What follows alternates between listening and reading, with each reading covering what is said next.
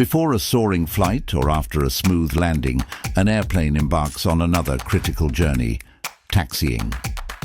This is how the aircraft moves on the ground under its own power, navigating the complex network of taxiways to and from the runway or gate.